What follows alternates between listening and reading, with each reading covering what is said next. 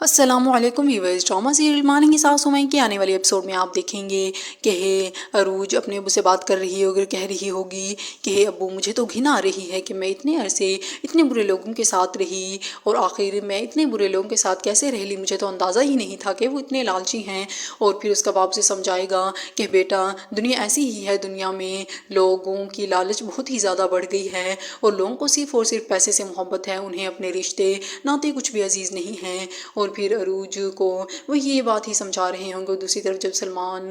کو یہ شک ہوگا کہ عروج تو وکیل کا خرچہ برداشت نہیں کر سکتی، اسی لیے وہ ناصر کے پاس آئے گا اور اس پر غصہ ہونے لگ جائے گا کہ مجھے لگتا ہے کہ تم ہی اس کی مدد کر رہے ہو، ورنہ اس مفلس کے پاس اتنے پیسے کہاں ہیں جو وہ اتنا خرچہ برداشت کر سکے۔ پھر ناصر بھی اس سے کہے گا کہ مفلس وہ نہیں ہے بلکہ مفلس تم ہو، کیونکہ تمہارے پاس نہ رشتے ہیں اور نہ ہی تمہارے پاس دوست ہیں، مفلس وہ نہیں ہے، تم یہ میری بات اچھی طرح یاد رکھو۔ جب وہ یہ بات سلمان سے کہے گا تو سلمان کو بہت ہی زیادہ غصہ آ جائے گا۔ اور دوسری طرف شائستہ بھی ادھر سے یہ بات کہہ رہی ہوگی کہ بس ہم ایک بار کہہ جیت جائیں، پھر دیکھیے گا میں کرتی کیا ہوں، اور میرا تو دل کرتا ہے کہ میں عروج سے کہوں کہ اس پک کو بنیاد بنا کر تم عدالت میں لے جاؤ اور پھر سب کو دکھاؤ کہ اس پک میں جو چھوٹی بچی نظر آ رہی ہے وہ میں ہوں اور یہ سب پراپرٹی میرے ہی نام ہے۔ اس طرح وہ عروج کا مذاق بنا رہی ہوتی ہے اور کہہ رہی ہوتی ہے کہ یہ پک وہ دکھا دے گی تو وہ سب پراپرٹی اسی کے نام ہو جائے گی۔ اور دوسری طرف عدالت میں